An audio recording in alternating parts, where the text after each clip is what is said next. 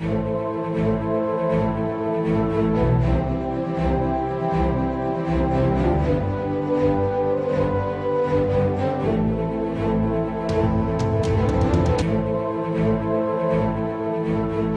state has the right of self-defense and to secure borders to protect itself from hostile invasions and terror.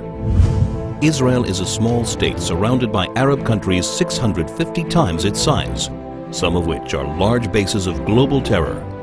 Only 44 miles separate between the Jordan Valley and the Mediterranean Sea.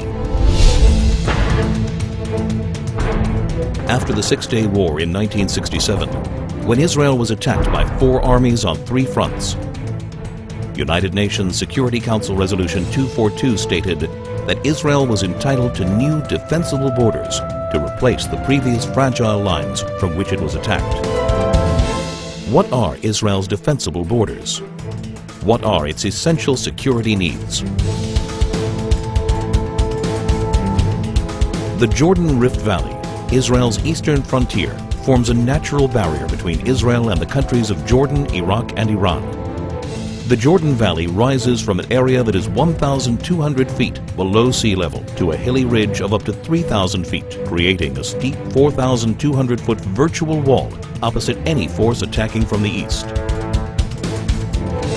The growing threat of global jihad activity near Israel's borders requires it to prevent infiltrations of terrorists and weapons.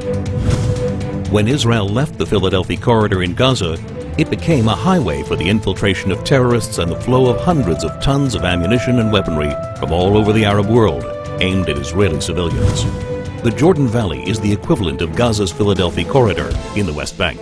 To defend itself, Israel must retain control over the Jordan Valley.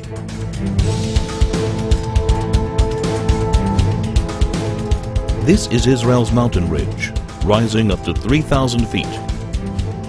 It dominates Israel's major coastal cities, where more than 70% of its population, 80% of its industry, and all of its airfields and seaports are located.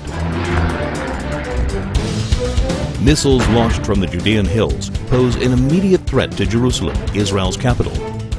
Israel's only international airport, Ben Gurion, would be in the range of even primitive rockets, while all planes taking off and landing would be threatened by shoulder-launched anti-aircraft missiles.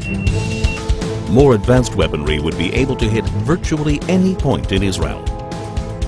If Israel were forced back to the 1949 armistice lines, the Green Line, the country's width would be reduced to a narrow 9-mile waistline that would be impossible to defend. That's why any future arrangement must include Israeli control over key areas of the mountain ridge and a demilitarized Palestinian state. Israel's narrow borders means a combat aircraft can cross the entire country in under 4 minutes. In less than 2 minutes, an enemy plane could penetrate the country's airspace via the Jordan Valley and reach Jerusalem. In order to thwart an aerial attack on Jerusalem, a hostile plane must be shot down at least 10 miles east of the capital to prevent it from crashing into major population centers. Therefore, Israel must be able to identify hostile planes before they cross the Jordan River line and intercept them shortly after. To defend itself, Israel must control the airspace over the West Bank. Israel's transportation arteries, and in particular the Trans-Israel Highway, enable travel and connection between Israel's regions. They also assure the mobility of the Israel Defense Forces in case of attack. Protection of these vital arteries is essential in order to ensure that 1. Civilians aren't victims of terrorist gunfire. 2. Regions of the country cannot easily be cut off. 3. The mobility of Israel's defense forces is not hindered in the case of invasion. To defend itself, Israel must control its main arteries of transportation.